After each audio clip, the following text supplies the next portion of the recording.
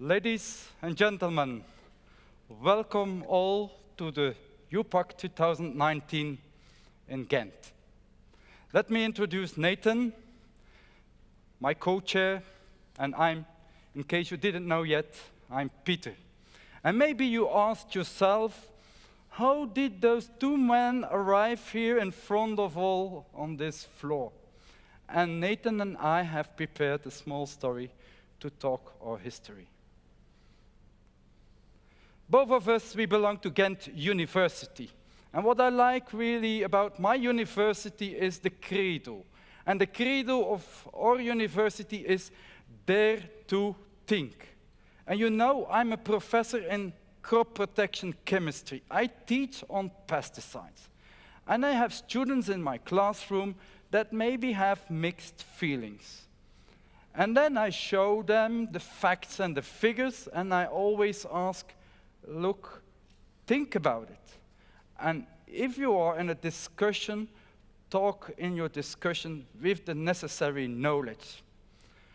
And my university attracts new students with this kind of posters. They ask you, prove us wrong. But of course, in the framework of this conference, we have to adapt the title a little bit. So, what killed the dinosaurs?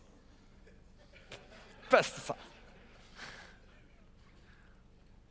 When we prepared this UPAC conference, we had the possibility to choose between two movies. There is one movie that was, on the website, and apparently you looked at it because you was attracted to come over.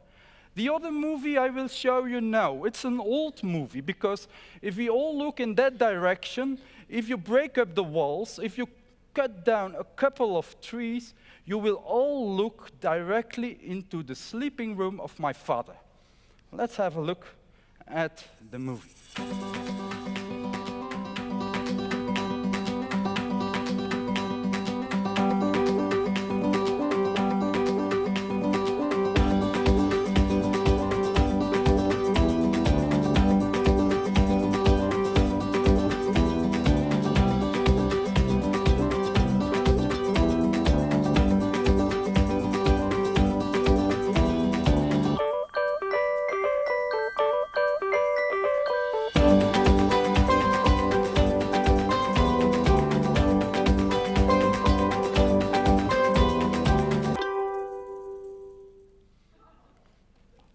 Yes, that silly boy who threw a snowball to my aunt, yes, that crazy guy, that's my father.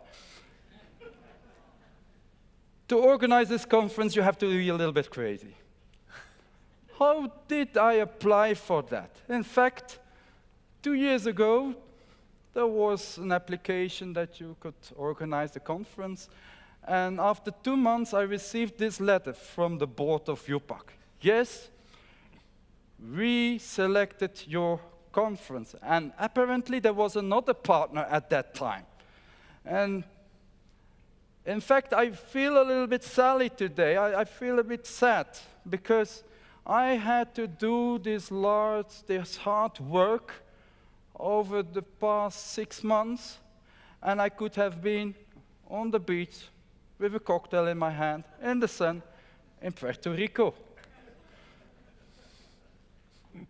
I hand over to Nathan. Yeah, so round of applause for Peter. And to continue the story of how we got here from my perspective. So Peter was just one man with his crazy genes, like his father, but with a crazy idea on a mission to organize this conference. And what do you do when you're just one crazy man? You go and look for a second crazy person. So Peter contacted me. And actually, I went back in my inbox, and I found the very first mail I ever received on UPAC, 3 December 2016. Very short. Nathan, I got the conference, great news, but now we still need to convince all the colleagues. And how true and visionary those words would turn out to be. And actually, to be honest, I wasn't fully convinced myself, because we had our first meeting, and I said, Peter, how will you ever realize this? 1,500 people. What's the support? Who's going to help us? Is there even any budget? He said, well, actually, I don't know. So he sent me to Rome to find out. And there I met the UPAC committee, and there I learned that there was actually no budget. But I met one of the previous conference organizers, Laura, and afterwards also Ken, and they said to us that they were willing to coach us and give us advice. And that advice turned out to be a lot more valuable than any financial resources would ever be. So I said, okay, I'm convinced. And Rome was also not built in one day, and Romulus also had Remus. So I agreed to join Peter on his mission. And so we were with one crazy person. Here you see Peter at FFA enjoying some virtual reality, to two crazy people. And of course, we were still just the two of us, but we needed to go from two to many. And so we pitched the idea to the colleagues at the university, and of course they said, what? 1,500 people, you're crazy. You don't even have a budget. So we scratched our head, and we did a bold move, and we sent a mail to Peter's network in crop protection. Here's the mail, and in the mail we asked for several things, like become a PR ambassador, can we use your network, can you give us advice, help in decision making, etc., etc. And in return, we just gave some empty promises because, we didn't have any financial resources yet. So we were even that desperate that at the end of the mail, I wrote, you will also get glory and eternal fame. And you know what? It worked, because immediately we got a response from Stephen Duke from the US. The glory and eternal fame bit convinced me. I'm in. So we had our third fool. No, just kidding. But from 3, we grew actually the organizing committee to about 50 members, and that leveraged to get to about 150 members of the scientific committee. Without the hard work and the help of all those people, we would not be standing here.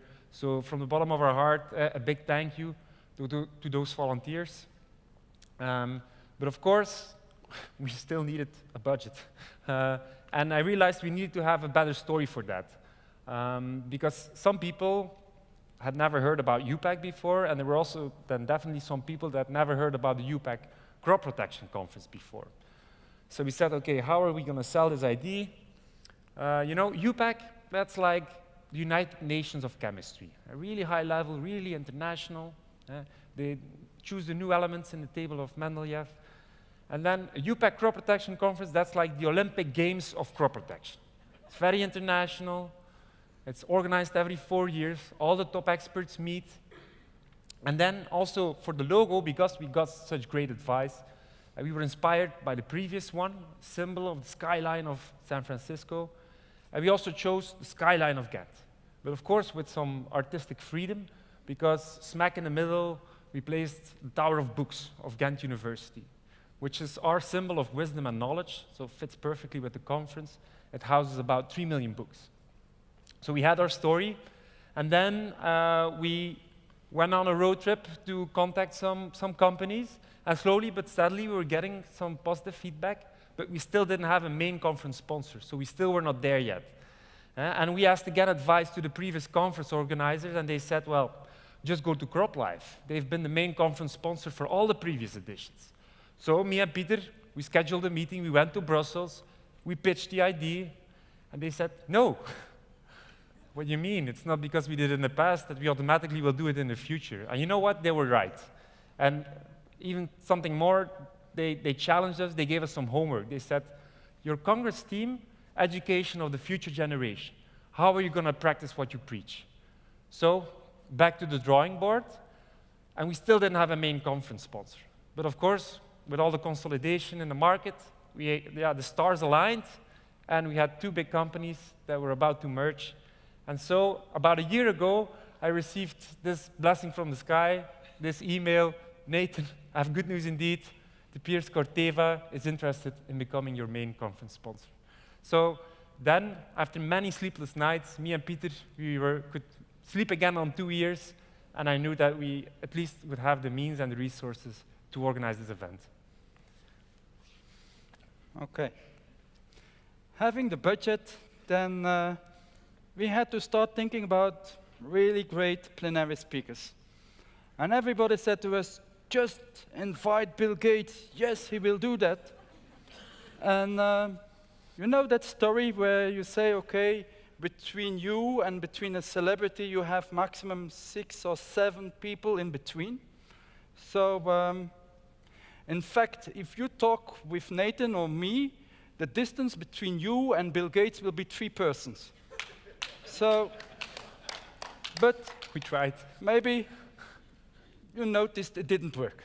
So, but we did our best to attract all the great plenary speakers. So it means that in 5 days or in 6 days, I hope you will say to us, yes, you were right what you said during this opening. Indeed, the plenary speakers are very well. Okay, then we had to practice ourselves because yes, we were not used to talk with such a broad audience. And Nathan likes to challenge me, and he said, Peter, at FFA in 2018, yes, several hundred people around you. Yes, you have to ask a question. And here you see me talking to Louise Fresco, and I was asking, okay, how can we motivate young people to study farming? Okay, it's also the theme of the conference. So it means that we were making publicity, and also we got the floor of ECPA, Regulatory Conference. And I was expected to be there, but a last-minute meeting unfortunately came, and who was there? Nate. So he had to do the improvisation, and he has to talk to the broad audience and attract new people. I was also practicing in front of the camera. And here you see me talking about, again, sustainability. What is sustainability? Education of the future generation. And what happened, because it was in 2018 and it was at FFA conference, and what did we notice the year after that? What was the central theme? I must have been very impactful. The next generation, FFA 2019. So we had to work with the next generation. And here you see a presentation on how we asked some of the plenary speakers to give us inspiring words to the youth. And we posted them on this kind of quote cards. But what else did we do with the next generation? You remember that we had that homework from Corp Life, because otherwise they would not be happy. So we organized a contest. And we invited young students in agriculture worldwide to participate in it. They had to send us a proposal on what is, according to them, an innovative idea in agriculture. And we received a lot of them, as you can see. So we received more than 550 proposals on how we can change agriculture. From them, of course, yes, we are professors, we want to select, and we want to take the best out of it. So it was 189 that we selected to be posted on the website. But look how many people looked at it for a couple of times. And if you say, okay, but anyway, these are the unique persons, so 83 persons were exactly looking at it. And from those persons, we selected 50 to come over and to be here between us. And they will have their own program, the youth program, a joint venture with the UPAC symposium of this week. And from those 50, we also have selected 5. And those 5 will get the budget the next year to translate their idea into practice. And we hope that they will be successful in that. Okay, we are here together with ECPA, with ISCP on Tuesday. We are here together with the Next Gen Summit, and of course, UPAC is the host. I think we provided all the ingredients for an amazing week. But of course, you may think, what else do we need? In fact, we need you. We need you to meet, to greet, to tweet, to present, to discuss, but above of that, to have fun. Thank you.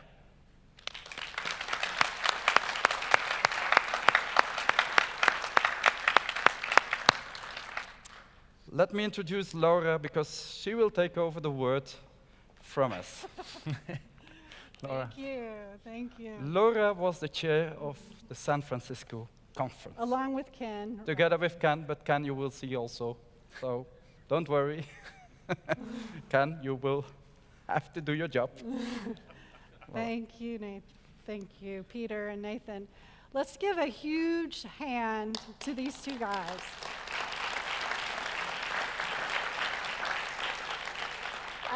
I couldn't be more proud of the two of you, really. It's an honor to be here with you, too, and I'm amazed at how much you've accomplished, and you're really to be commended for organizing such a wonderful conference.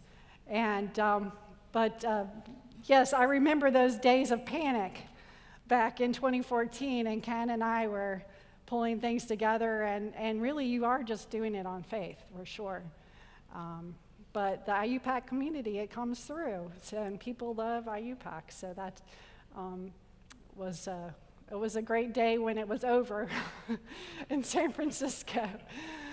So yes, my name is Laura McConnell. I work for Bayer Crop Science in Research Triangle Park, North Carolina, and I have the honor of being on the organizing committee of this meeting, and also serving as co-chair of IUPAC 100. I'll tell you a little bit more about that. This Congress is really a special event. It's held every 4 years, approximately, and it's even more special this year because it falls during the centenary celebration of the founding of IUPAC 2019. And the theme of IUPAC 100 celebration is creating a common language for chemistry. And for our community of scientists, the meeting here this week, this Congress, serves as a focal point and an opportunity to communicate and advance our field of science. It's an opportunity to find new colleagues, to build your network, and to better understand the challenges that are facing our planet. But what is IUPAC? I hear this all the time. People know that name, but they don't really know what it is. For most of you here, if you go to your office, if you say IUPAC, they think this Congress is IUPAC, and that's the only thing that they know. So I want to give you a little bit more information about IUPAC. So IUPAC is the globally recognized union of chemistry organizations. And as Nathan mentioned, or I can't remember, maybe it was Peter, it's often described as the United Nations of Chemistry. So you have member nations. It's called National Adhering Organizations. For the United States, the organization is the National Academy of Sciences. Here in Belgium, it's the Royal Academy of Sciences and Art of Belgium. And so IUPAC is made up of other associated organizations, company associates, and yes, individual members. Every one of you can be a member of IUPAC. IUPAC does its work through a series of divisions and committees, but what really fuels IUPAC are all the thousands of volunteers, these experts who provide their time and their passion for chemistry. And these volunteers are supported by a small but dedicated staff of only 5 people at the IUPAC Secretariat in Research Triangle Park, North Carolina. So this conference is sponsored by the IUPAC Division of Chemistry and the Environment, one of the divisions of IUPAC, which we'll mention a little bit later during this presentation. So one of our IUPAC volunteers recently was quoted as saying, IUPAC is like an iceberg. Most of it is under the surface. And it's true that IUPAC, most of what it does is hidden below the surface. Most people don't know anything about IUPAC, but the impact of this organization on the scientific community is enormous. IUPAC provides those fundamental tools that all scientists need to effectively do their work and to effectively work with each other. And so this is how they are able to advance the field of science.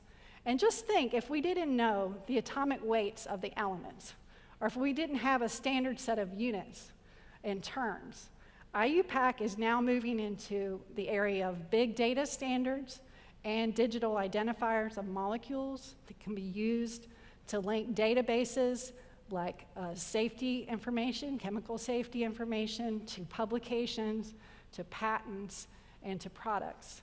And so these are just a small number of things that IUPAC does. But you know, all organizations need resources. And so we need more volunteers. And so I hope all of you will think about becoming part of the IUPAC organization. So what is the mission of IUPAC?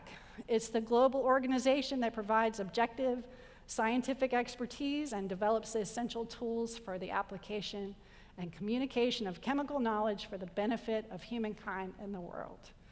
So it's a pretty big mission. Today and this week, you're all serving the mission of IUPAC.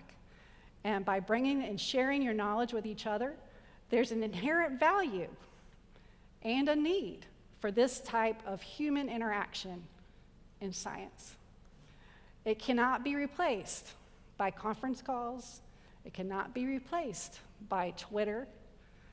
When scientists come together to share their science with each other, the sparks of inspiration start to fly. And the excitement and those aha moments when they find each other at a conference, they're both working on the same problem, and together they find a solution. So I'm really looking forward to seeing all those sparks flying around the conference this week. So as I mentioned, 2019 is a special year. There are 2 global celebrations going on, IUPAC 100 and the International Year of the Periodic Table. It's the 150th anniversary of the creation of the modern periodic table by Mendeleev. And you can check out these 2 websites for all the details. As part of the celebration, IUPAC has created a series of mostly online activities, which I'll describe to you. First is the Periodic Table Challenge. It's a quiz that you can take online and with different questions about the elements. And so you can test your knowledge and you can get into your element. So each time the Periodic Table Challenge is played, a pin is added to the global map indicating the location where you are and also the element that you played as. And to date, 110 countries have participated in over 40,000 tests. And you can check out the leaderboard to see if your favorite element is in the lead. It's a really fun activity for people of all ages. So another focal point for this IUPAC 100 and IYPT celebration, it was the Global Women's Breakfast, which was held this year on February 12th. And the goal of the event was to help women expand their network of contacts and colleagues, both locally and internationally. Some groups got together for the very first time for this global breakfast.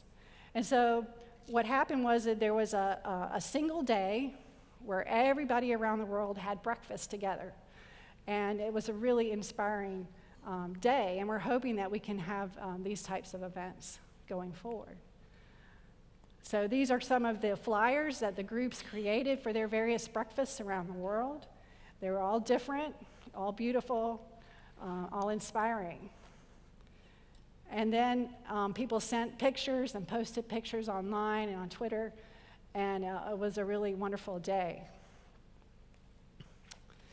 Another activity, the last one that I want to mention here, is the Periodic Table of Younger Chemists. And this is a project that was created by a young scientist named Christine Dunn, and in partnership with a new organization called the International Younger Chemists Network.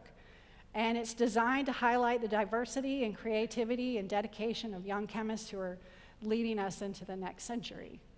And so each month, starting last July, we've been unveiling elements of the periodic table. If you go to the website, you can see the profiles of those that have been awarded so far. And you can see these are the goals of this activity. And so, for instance, October of last year, Belgium was awarded one of the elements of the periodic table of younger chemists. Sammy Verbruggen, I'm sure I didn't say that correctly, from the University of Antwerp was awarded titanium. So you might want to go check it out. And also, from our own community of scientists, Tejas Shah from Corteva Agrisciences was awarded the element radon. And so today, we have a very special announcement we're going to hear at this conference. We're going to add 10 new elements to the periodic table of younger chemists. We're going to make the announcement, and then it will be live. And so, unfortunately, none of those 10 elements could be here today, but we're congratulating them virtually, and the announcement will be on the website and also on Twitter. So, the next 10 elements awarded are, and please forgive me for names mispronounced because some of these are challenging. So, technetium goes to Ms. Siba Musa from Syria. She's a PhD candidate at McGill University in Canada. And Ms. Musa's research is developing sensors for neurochemical detection to understand mechanisms behind neurodegenerative disorders. So congratulations to Siba. So you can hold your applause to the end, it's fine. Since they're not here, unfortunately, the next is francium, which goes to Dr. Thomas Hermans. He's assistant professor at the University of Strasbourg in France, and his research group has recently pioneered a method to create fluidic circuits without solid walls. Next, astatine goes to Joanna Irriger of Montanuniversität Leoben in Austria. Dr. Irriger is chair of the subcommittee of isotopic abundance measurements within IUPAC and is thus responsible for the revision of isotopic composition and standard atomic weights of the elements. In this role, Joanna is directly involved with the periodic table of elements, and she's also among the young female scientists holding a leadership role in IUPAC. Next is neptunium, and it goes to Tejas Joshi of India. And Joshi is an Alexander von Humboldt Fellow at the Leibniz Institute for Science and Mathematics Education in Kiel, Germany. Tejas' research is focused on science education for sustainable development through designing innovative strategies to integrate interdisciplinary contexts like the United Nations Sustainable Development Goals into conventional curriculum. Next is plutonium, and this goes to Ms. Yalinu Poya of Papua New Guinea. Ms. Poya is a PhD candidate at the University of Glasgow in the UK, and Ms. Poya's research is focused on improving sustainability of ammonia production by developing small-scale local ammonia production plants powered by renewable energy sources. Next is promethium, and is awarded to Dr. Quan Yuan of China. Dr. Yuan is a professor at Hunan University, and her research focuses on developing functional materials for applications in biosensing and water desalination.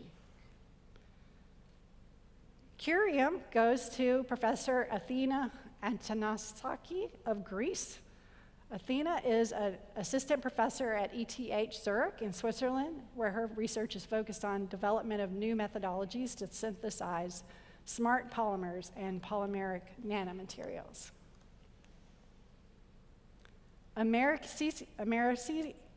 Mericium. It goes to Michael Tarsili, Scientific Director of the Society for Lab Automation and Screening. Michael has worked as an academic researcher and in the pharmaceutical industry, and he is active in scientific outreach to the public and mentoring young scientists.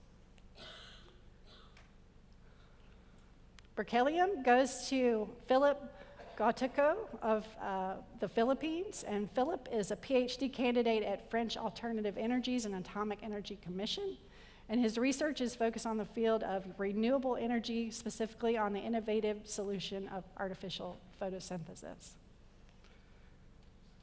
And finally, Californium goes to Gift Malana of Zimbabwe. Gift is a lecturer and researcher at Midland State University in Zimbabwe, where he focuses on the capture and conversion of carbon dioxide from the atmosphere using metal organic frameworks. And so we congratulate now all of these new awardees, and we welcome them to the periodic table of younger chemists.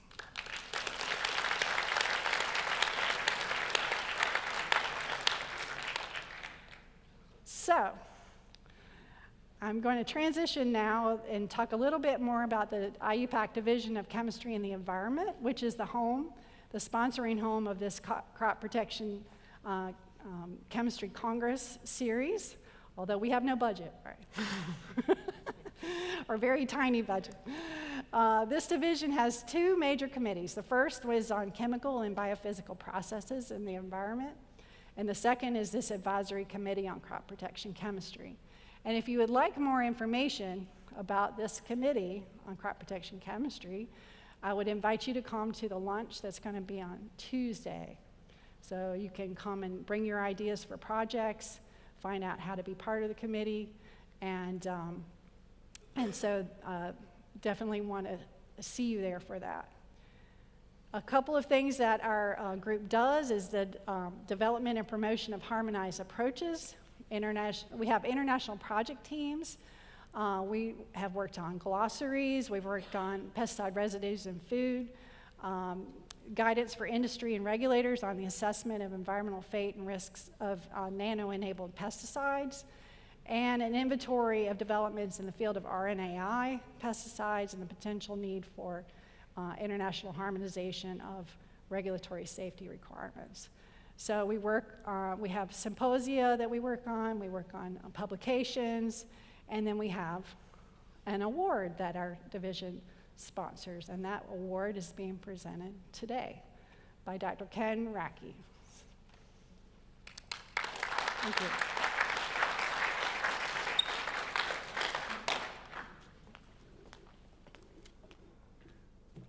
All right. Get the green button here. Hey, it's working. Let me say a word or two about some of these conferences that IUPAC participates and helps organize and sponsor in the area of crop protection chemistry. Two types.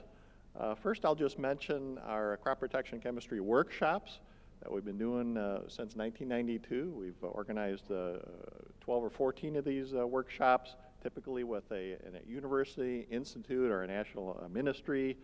These often have a strong regional focus, but include also internationally harmonized approaches, and we usually have a good mix of both regional and international researchers that attend, with lectures, posters, roundtables, and many training sessions. Sometimes we organize these workshops strictly around training sessions, and you can see size-wise what these run.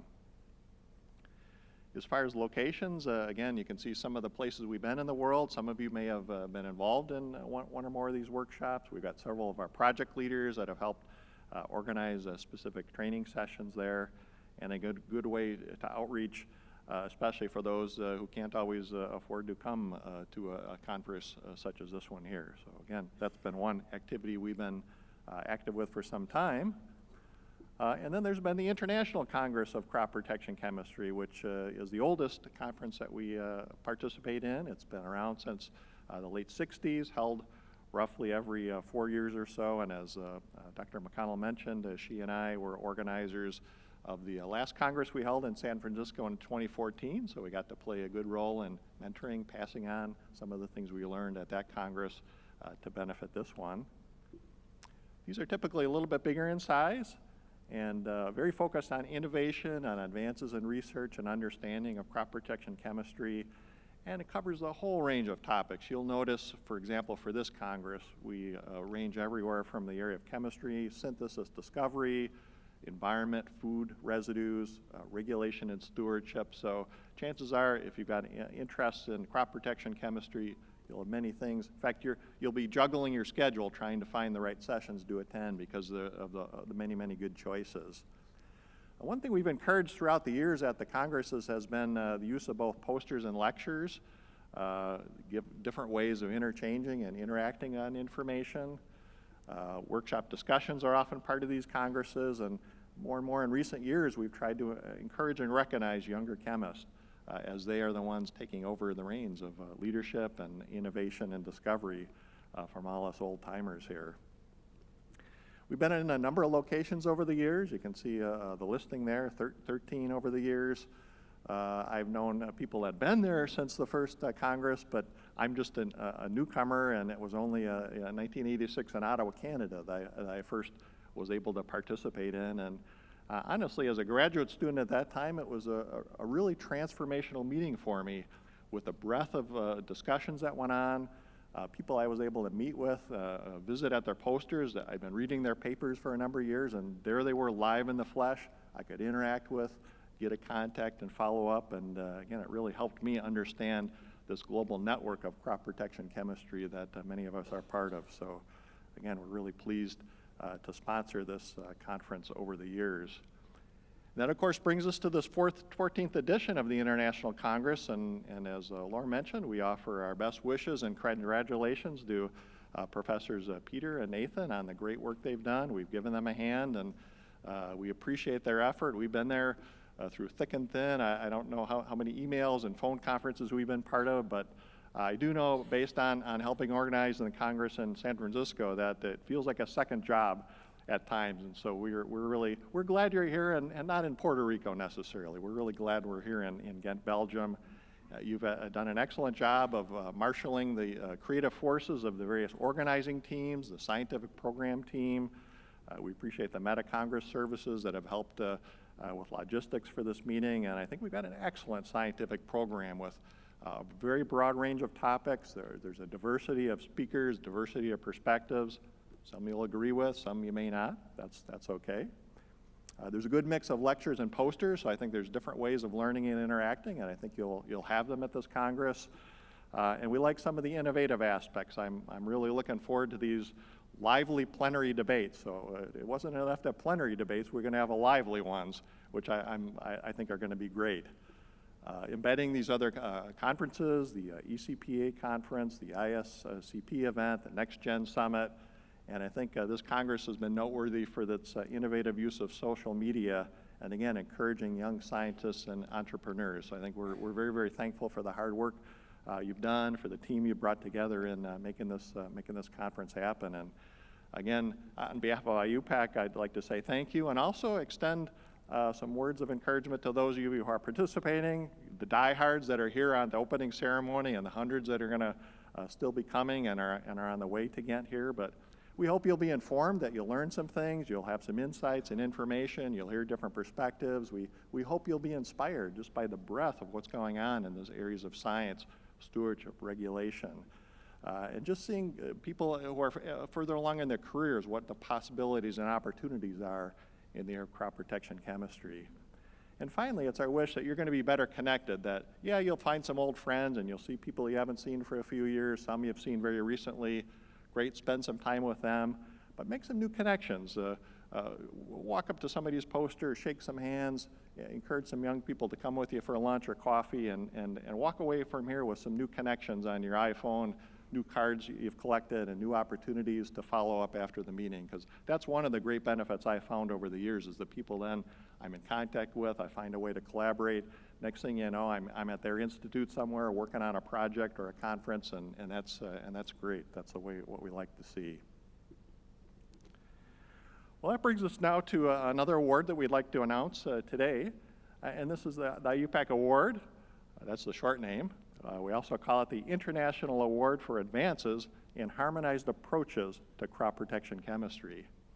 Now, we understand over the years there's been various awards recognizing research in the area of agrochemicals, for example, but there wasn't an award recognizing those working behind the scenes in the area of regulatory activities and harmonization and all the rules bringing good management practices to the crop protection chemistry world.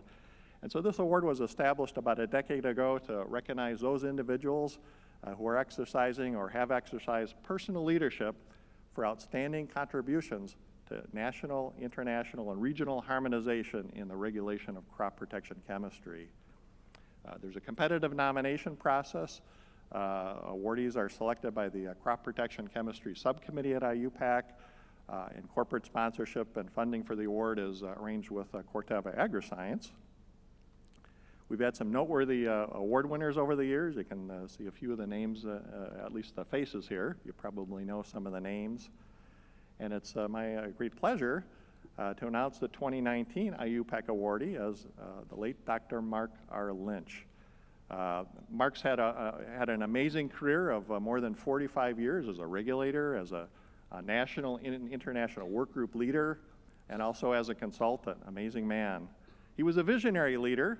He could see that harmonization was the way of the future, that agencies collaborating among themselves and across the globe had to happen for things to really advance.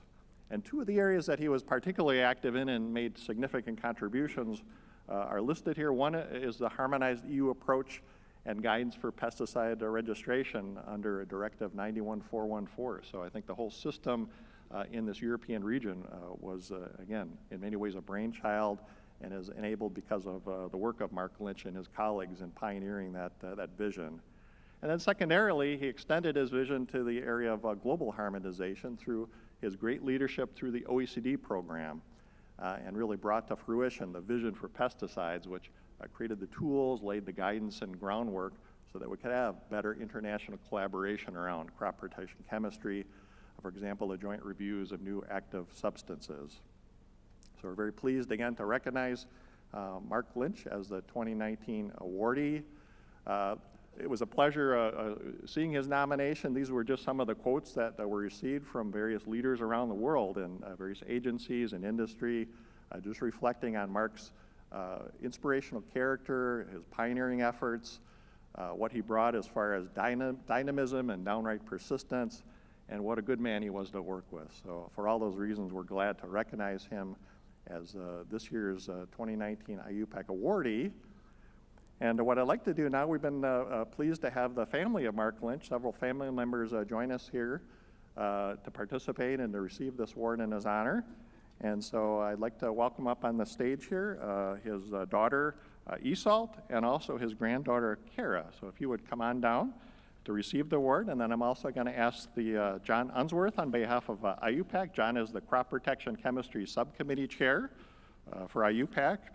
And also Rajan Gajaria, Executive Vice President of Corteva Agriscience, the financial sponsor of the award. So come on forward, and we're going to recognize you with this award. Thank you.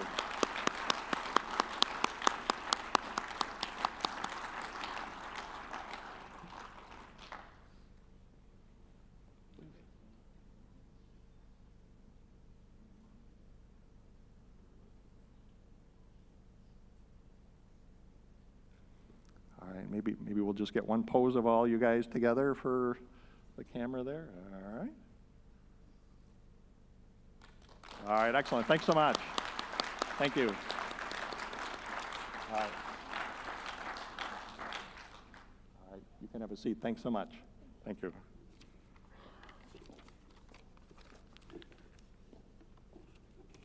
Excellent. What I'd like to do now is introduce our IUPAC Award lecturer, who will be giving an honor, a lecture in honor of Dr. Mark Lynch, and that's going to be Gordon Rennick, a good friend and colleague of his, one of the nominators. Gordon is with the Department of Agriculture, Food and the Marine in Ireland, and he himself is a noteworthy regulator with many years of experience with crop protection products. One of Gordon's claim to fame is he was the coordinator of the first global joint review of new active substance. So I think well qualified to speak to us and to present this award lecture in Mark Lynch's honor. So give a hand and welcome Gordon Rennick.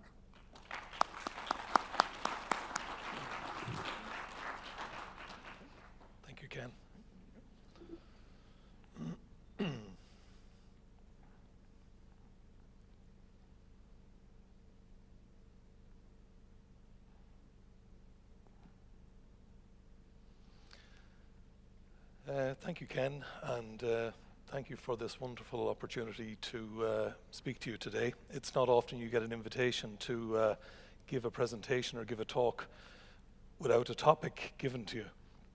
So I pretty much had a blank canvas to do what I could. But before I go on to my presentation, I'd just like to acknowledge that everything I know and have learned about crop protection and the regulation of crop protection, I learned from this man, Mark Lynch. I worked with Mark for many years, and I put a few words here that help me describe who Mark was. And among them, they're innovator, facilitator, a great thinker, and was effectively the architect of the Irish regulatory system, and dare I say it, was the architect of the early European system also. And a couple of the other milestones that are associated with Mark are indeed the uniform principles, the set of risk assessment guidelines that Europeans use to regulate pesticides in the EU.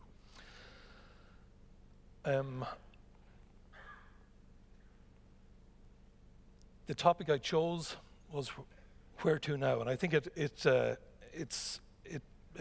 suitable for the general context and the general title of this IUPAC conference. But I have to maybe apologize at the start. Some of the slides here might be a little bit EU-centric, but others will resonate indeed throughout the globe. But the one thing I would like to say at the outset is that the real challenge is not here this week, scientist to scientist. The real challenge is scientists relating to the general public. And in the last 10 or 20 years, we've lost that, I was going to describe it as a battle, but we've lost that initiative, and we've become distanced from the consumer, from the general public, and that is having a negative impact on regulation. I have a few slides here on where we've come from, and the earliest indications I can get are 2,500 years BC. Some of the active substances that I've listed here are ones that I would consider milestones, and companies will have to forgive me if I haven't exactly listed the ones that they're responsible for. 1962 was, I suppose, a milestone for a different reason, and that Rachel Carson's book, A Silent Spring, brought together an awareness of maybe the possible consequences of the actions that farmers and people who apply pesticides can have on the environment. But it also starts or heralds the age of a new social awareness. And that has continued to this day. And we talk now about social media and the role of everybody has the ability to spread their message quite rapidly and quite widespread through the social media circles. Again, I continue on here, all these, what I would call some real breakthroughs in crop protection, right up to this day, where in Europe we will commercialize 2 or 3 key cereal fungicides. But the corollary of that is that we will see the disappearance of 2 or 3 really key fungicides in Europe. The discovery of molecules, we also see the disappearance of molecules, and I suppose in the EU, the first guise was the Prohibitions Directive, and subsequent to that there was a Limitations Directive, which served to limit the use of certain products. Then in 2002, there was, I suppose, a mass exodus of over 300 molecules from the European market. But we'll have to put all this into context. So in the 70s, we had over 1,000 actives identified. We had the Limitations Directive and the Prohibitions Directive in Europe. And then we had, in the 1990s, again, an exercise to put together the first EU review program. So we identified all the molecules that were on the European market at that stage. And resulting from that, the review program eliminated in or around 800 active substances. Currently, we have about 480 active substances on the European market. And this is a breakdown. The different substances are they're split into different categories. Basic substances are things like salt, ordinary table salt, sodium chloride. We have candidates for substitution, which will have a shortened approval period. Then we have low risk, things like attractants and pheromones. I suppose the important one to note that of those approved active substances, we have a considerable number of what I would call low activity active substances. And that heralds a big change from what we would have had maybe 10 or 15 years ago. Plant protection is global. And you see some global giants responsible for much of the innovation and much of the discovery. And even these global giants come together to form conglomerates or massive entities. The scary thing is that crop protection and seed production is effectively controlled by quite a small or limited number of companies. Specifically in relation to crop protection, the rate of discovery has slowed to a trickle. When I attended the Brighton conference in 1998, in the fungicide section alone, there were 8 or 9 new fungicide molecules. I think 4 or 5 of which were for oomycete control, and they're all on the market to this day. The same with insecticides, the same with herbicides. But in more recent years, particularly in the EU, where we've have a certain, I suppose, elevated level of conservatism, that rate of discovery or rate of discovery making it to the marketplace in the EU has trickled to maybe 1 or 2 new molecules per year. And while these molecules or this production line of innovation has slowed to a trickle, what does make it through the regulatory system is more targeted.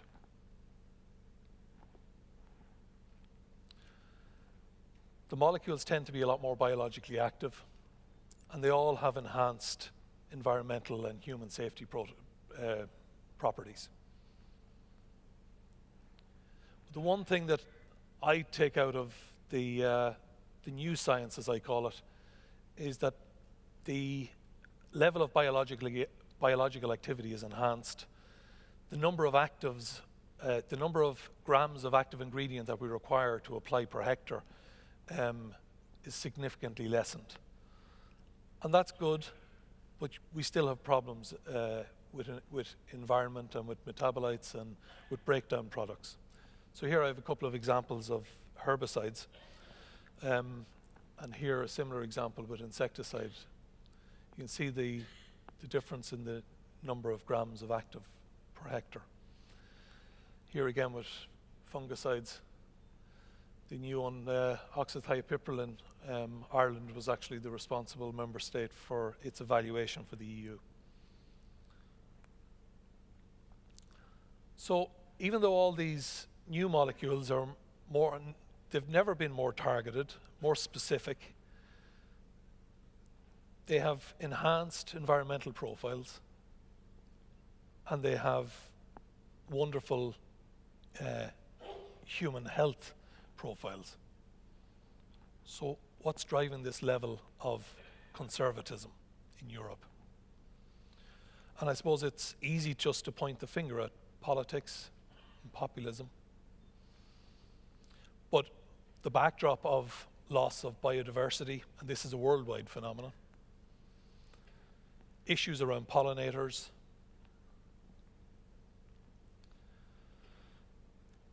climate change, loss of habitat,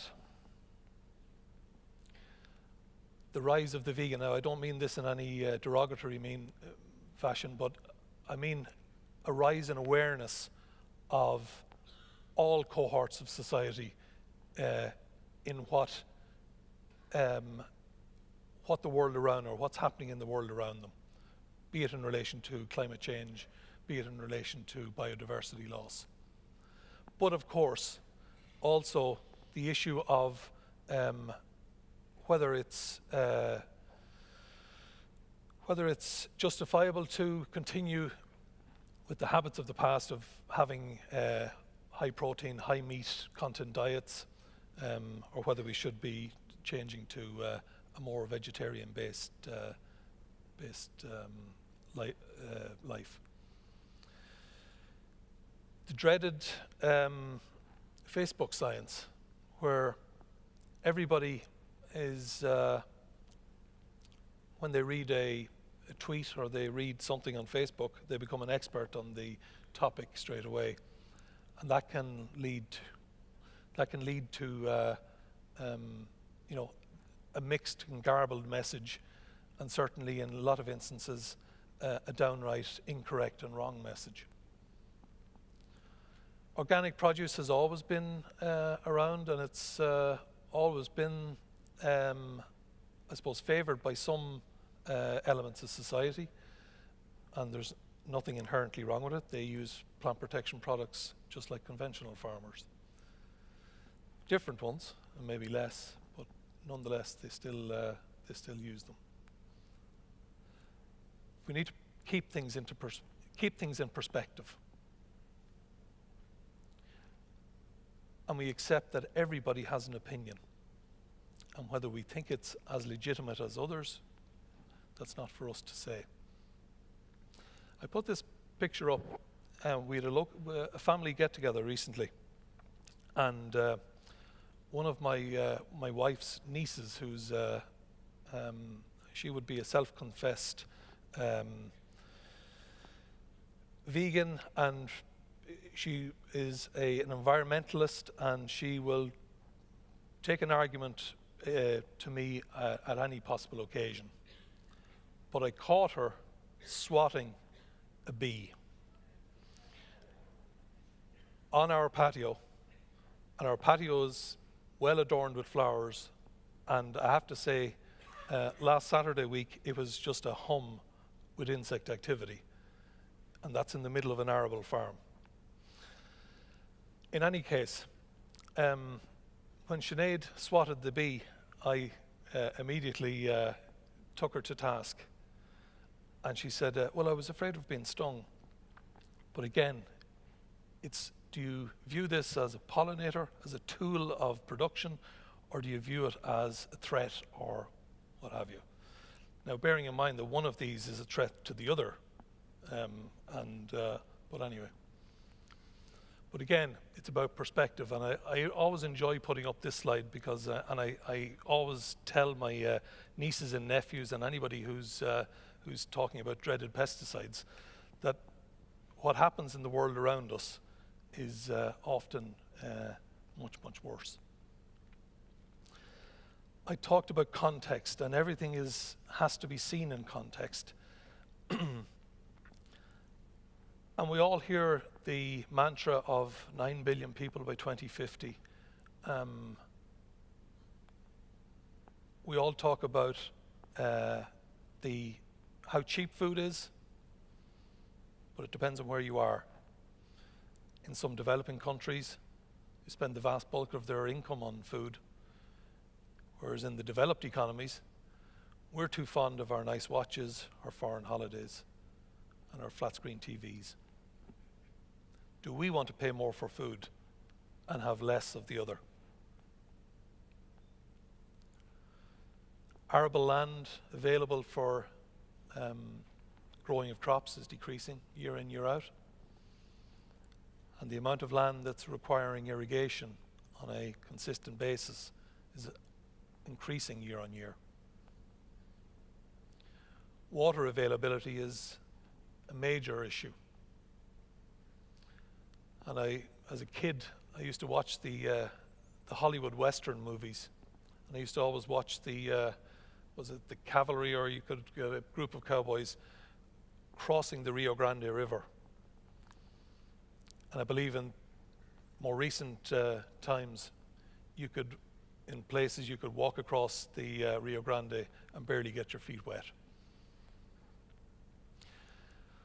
Other issues were the amount of crops that are used throughout the world for bioenergy, whether it's corn for ethanol production in North America, or whether it's maize being used in anaerobic digestion in Europe, or willow or miscanthus or what have you.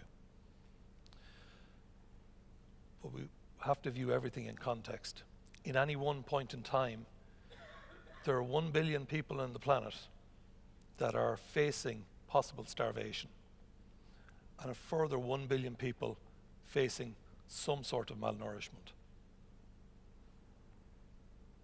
So, the dichotomy for man is, do we intensify agricultural production? Do we reduce the amount of losses or spoilage?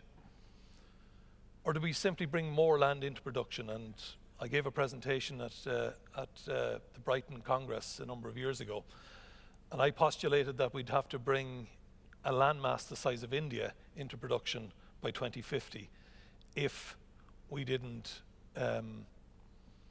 have rapid development in crop protection techniques and yield enhancement.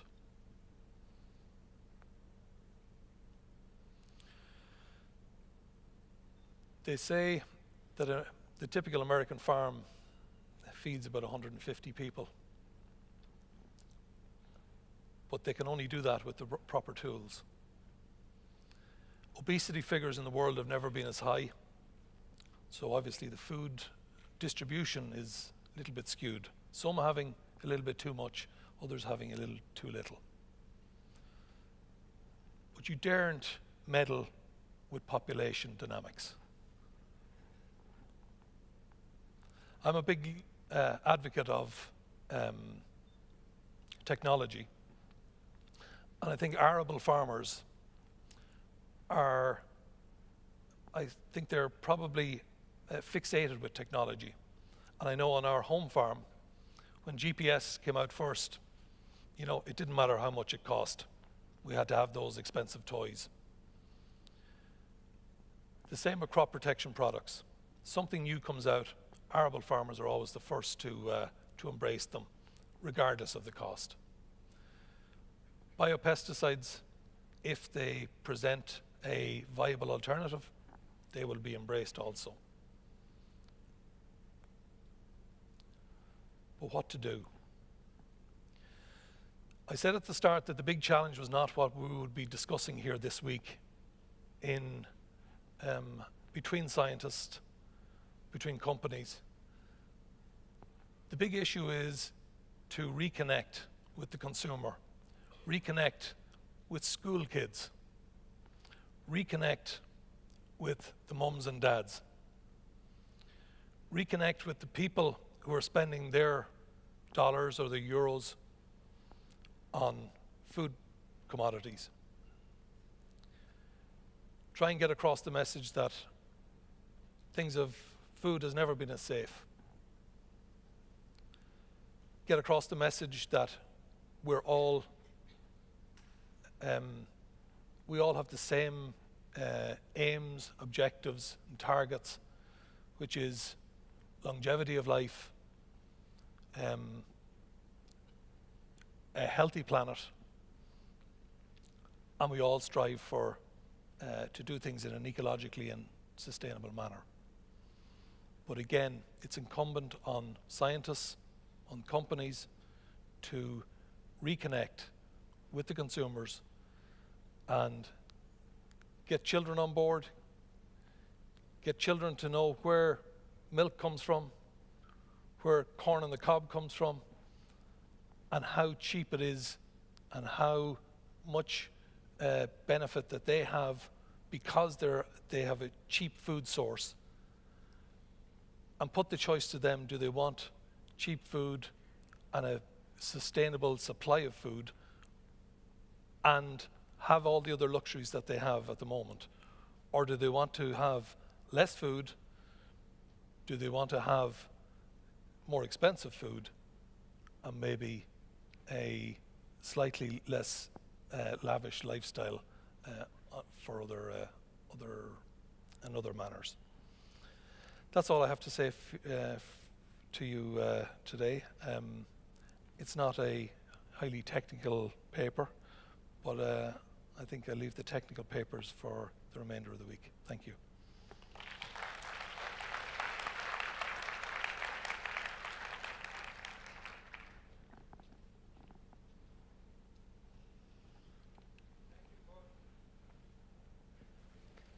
Thank you, Gordon, for this nice presentation. It also reminds me about, okay, you remember that CropLife gave us homework, the next generation, but in fact, we did the opposite also. We asked them, please organize Team 10. Communication. Communication to scientists, but also to the broad public.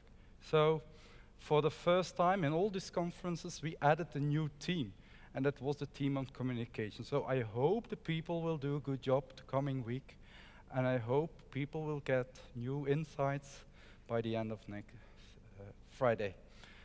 You remember also, Nathan, that we were able to attract good sponsors, and you remember that one day we could sleep again, and that was because of Corteva. So it's a pleasure for me to introduce Rajan to the floor and as the main conference sponsor, give a brief talk. Please go ahead.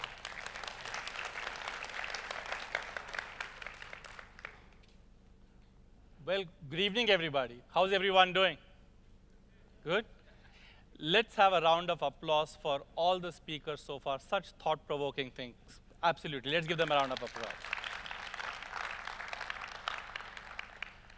On behalf of the 20,000 plus people in the Corteva family, it is our privilege to be the sponsor of this conference. And I'm going to share a few thoughts on behalf of all of us as to why we believe this is really important. And it is not only a matter of being a privilege, but we are proud. We are proud to be in this part where we can think about how science and technology is coming together to solve a problem that we have. Talking about pride, Peter, I'm not Bill Gates, as you all can tell, but my mother would be proud. She would be proud that there are so many talented scientists who are here, where I have a few thoughts to share. So give yourselves a big round of applause for everything that you do for us. Thank you. Yeah. So this morning, I landed from the US in Brussels airport, and then there was a long line for immigration. That's a good sign. A lot of people wanting to come in here. That's a good thing, I guess. And I barely made it to my train to get to Ghent. So I kind of, growing up in Mumbai, getting onto trains has come second nature to me. It's in my DNA. So I got in, no problem. I got in there. And after I settled down on the next stop, there was like 40 kids between 6 and 8 all coming onto the train and just surrounding me. So I was the only person in the compartment who was there, and there was 3 or 4 teachers who themselves were kids, I think like 20, 22, and then there was this whole bunch of kids between 6 and 8. High energy, all of them, right from doing the cat cradle with the thread to the boys taking the window down and taking their hands out and feeling the wet air. It was fascinating. It was fascinating to just sit and watch. And then for those kids who were sitting in the place where I was, they would kind of keep looking at me from the corner of the eye, and I would smile, and just like Dr. Lynch's granddaughter, who we had the privilege here, slightly shy, but over that journey from Brussels to Ghent, we could kind of start making eye contact, and that's when it dawned on me is that, yeah, we've got some education to do, but truly we have an opportunity to learn. We have a responsibility towards the next generation. These are people, when we talk about 20, 30, 40 years down the line, 20, 50, these are numbers to us, but for those kids in that compartment, it's their life. Things we are doing today are going to make a difference to their lives tomorrow.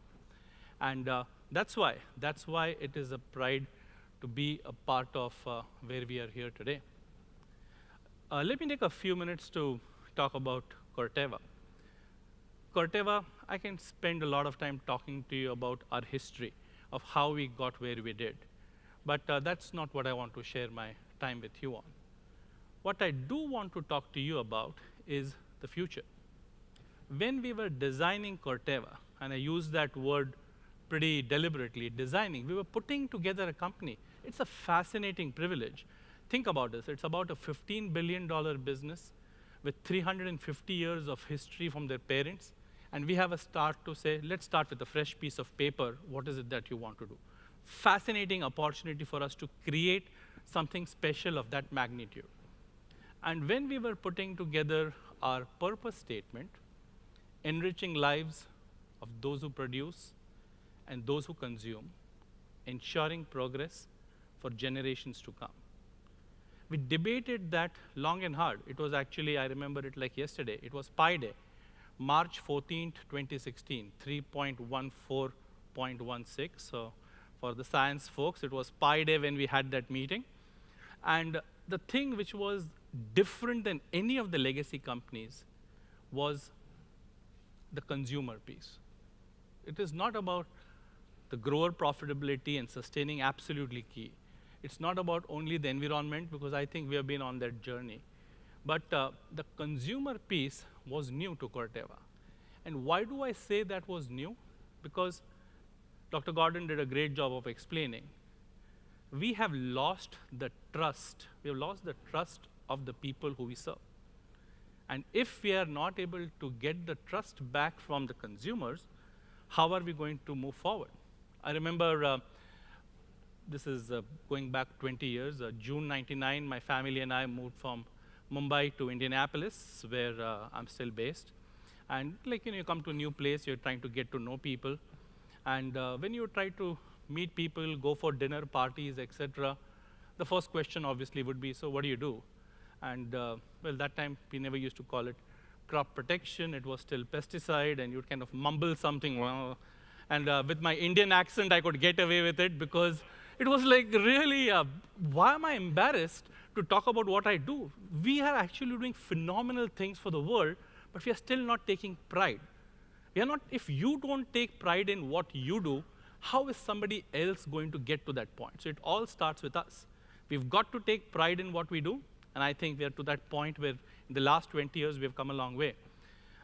I used to be so thankful when there was somebody from the tobacco industry or healthcare at dinner, because they were the ones who would get all the grief and not me. But we have come a long way from there. So I think that's progress. But when it comes to thinking about consumers, is it possible?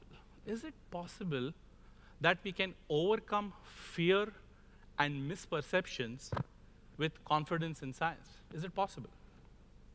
The challenge is clear. We've laid it out. I'm here to tell you it is not only possible, but we as humans have done it in the past. I'm going to give you an example. This is growing up in India in the early 70s. There was a challenge of polio. Polio was rampant, and the Indian government had decided that we need to work to eradicate polio. Think about it. For a population that might not fully be educated in science, how weird would it be to convince them that, you know what, you actually need to put the disease into your child through something called a vaccine, and it's actually good for you? Absolutely impossible to do by any one entity. The government cannot do it on its own. The chemistry companies who were making the vaccines, God forbid, if they were to start doing that, it would be seen as here is a big chemical company just trying to sell more. They could not do it on their own. Doctors could not do it on their own. NGOs, or so-called what we have NGOs today, the antis, could not do it on their own.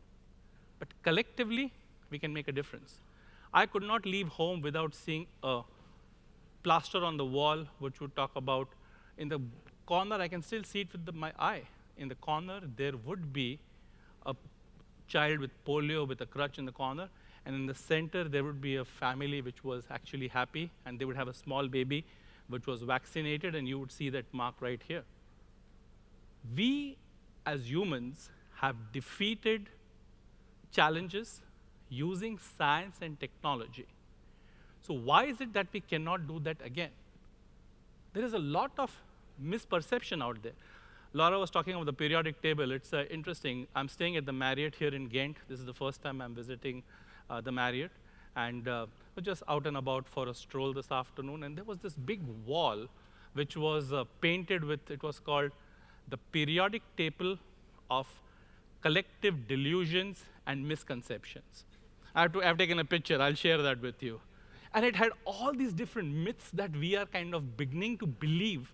We believe our own lies to the point where, because of this fake news and this information out there, so we've got to use some of that challenges, humor, information, take it out there so that we can get people to see the right way. We have done it in the past, and we'll do it again. Corteva has a role to play. We are committed to innovation, we are committed to technology, but we also realize we cannot do this alone. So collectively, we are going to make a difference. And that's really the message I wanted to leave with you today on behalf of the Corteva family. I'm going to ask you one question as we wind up at least this piece of the discussion. Growing up, I have lived with an axiom which says that believing is seeing. History will tell us, and as scientists, I know you know that, you have to see something to believe it. That's essentially how we operate.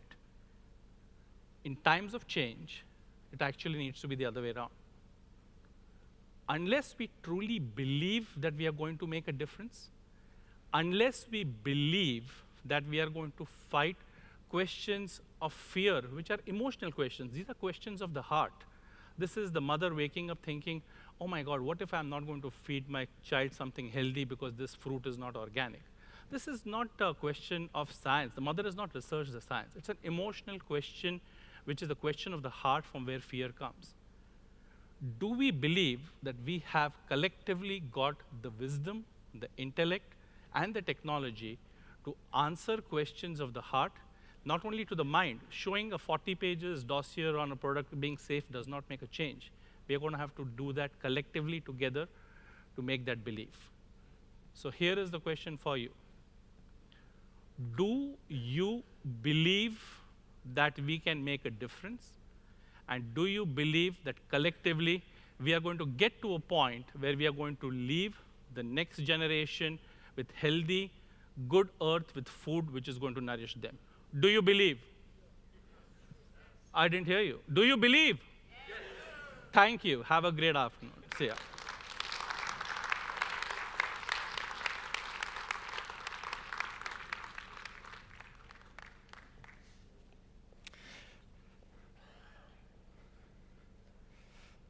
Thank you, Rajan. I was very pleased to hear that Corteva put the consumer at the first level. So from consumer, we go to consumption. So be aware, we are just one speaker away from the reception. So be a little bit patient. It will come soon.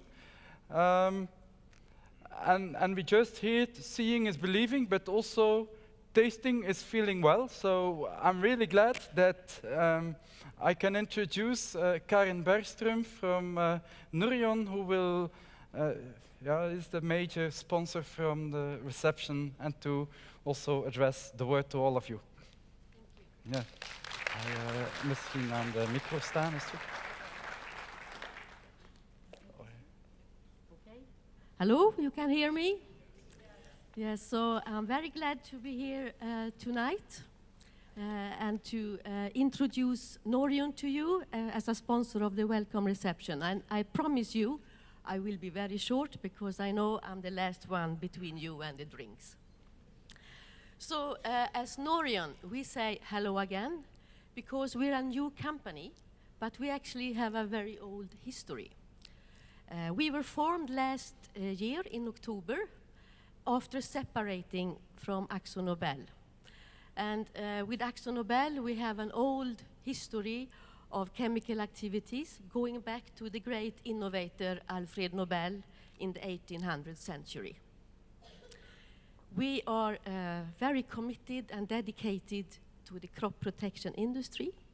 And in the crop protection industry, we supply formulation aids to the formulator. We supply intermediates and raw material for synthesis of active ingredients. And we also supply fertilizer to the farmers. You are very welcome to our booth to learn more about Norion this week. But actually, what we already heard, but I like to emphasize that this is a very important week, an important conference, not only for us, but also for the coming generation. And I think the one of us that has been part of this industry for quite a long time, we have a big responsibility to share our knowledge and so that the industry can progress.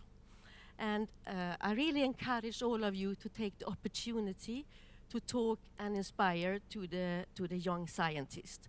And especially, I would like you to talk to the females, because we also need more females in this industry.